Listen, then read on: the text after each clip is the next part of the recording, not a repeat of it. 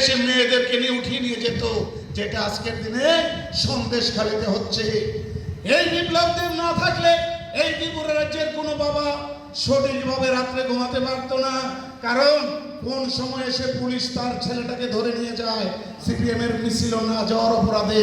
সেই বিপ্লবদেব না থাকলে আজকে ত্রিপুরা রাজ্যের সূর্য স্বাধীন সূর্য হতো না, পরাধীনতায় থাকতো। ওই চীনের দালালি করতে হতো, রাশিয়ার দালালি করতে হতো। সেই বিপ্লবদেবের জন্য আমি আপনাদের সামনে একটা অনুরোধ করতে চাই, আপনাদেরকে নিয়ে চ্যালেঞ্জ করতে চাই।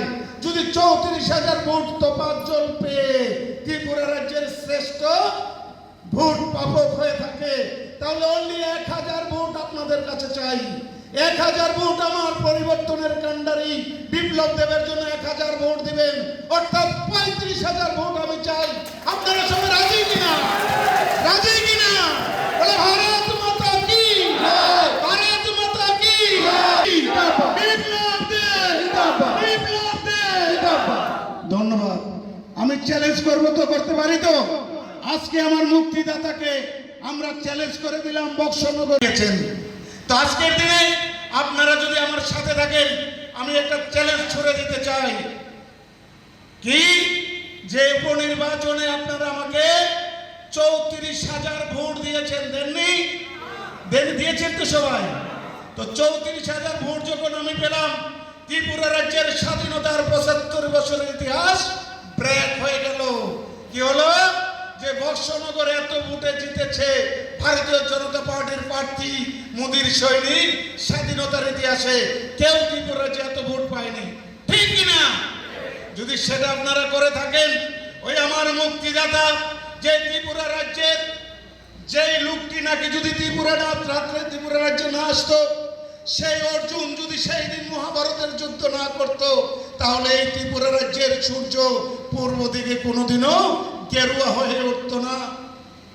আজকে সেই বিপ্লব দেব যদি না থাকতো, কোনো মা শান্তিতে ঘুমাতে পারতো না তার সন্তানকে নিয়ে। কারণ তখন এই 25 বছরের ইতিহাস সারা ত্রিপুরা রাজ্যে ঘুরে শুধু একটাই কথা বলেছিলাম, ত্রিপুরা রাজ্যের 18-এর নির্বাচন হবে মহাভারতের যুদ্ধ। কারণ সেই রণক্ষেত্র, সেই মহাভারতের যুদ্ধ আমি আমার মুক্তিদাতার চোখে দেখেছিলাম সেই দিন 2018 সালের নির্বাচনের আগে। তখন আমরা প্রত্যেক জায়গায় জায়গায় গিয়ে বক্তৃতা দিয়ে বলতাম যে 18-এর নির্বাচন হবে মহাভারতের যুদ্ধ। সেই মহাভারতের যুদ্ধ কিসের যুদ্ধ ছিল? সেটা ছিল ধর্মের যুদ্ধ, অধিকারের যুদ্ধ।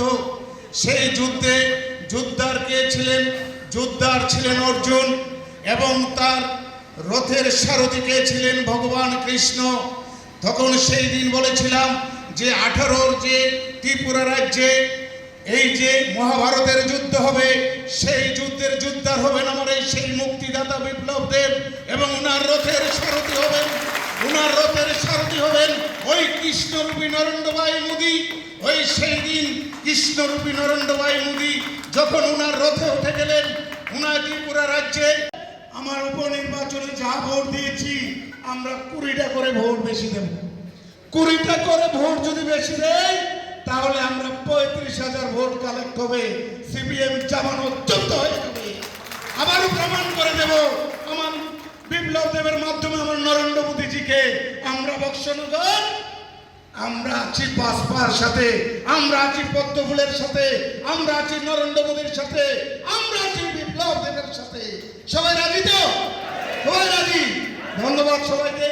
আপনারা আমার চ্যালেঞ্জ, আপনারা আমার সাথে আমার পরিবর্তনের কাণ্ডারিকে শুনিয়ে দিয়েছেন। আজকের দিন থেকে আমরা এখানে বক্সনগর যারা এখানে কার্যকর্তারা আছেন, আপনারা 3-4টা ইলেকশন করেছেন, আপনারা পরিপূর্ণভাবে জানেন আপনাদের সাংগঠনিক কাজ কিভাবে করতে হয়। কারণ আমরা বিধানসভা নির্বাচনে 3টে করেছি, লোকসভা নির্বাচনে 1টা করেছি, প্রত্যেকের অভিজ্ঞতা আছে। এখন রমজান মাস, আমরা বড় বড় সভা করব না, আমরা ছোট ছোট উঠান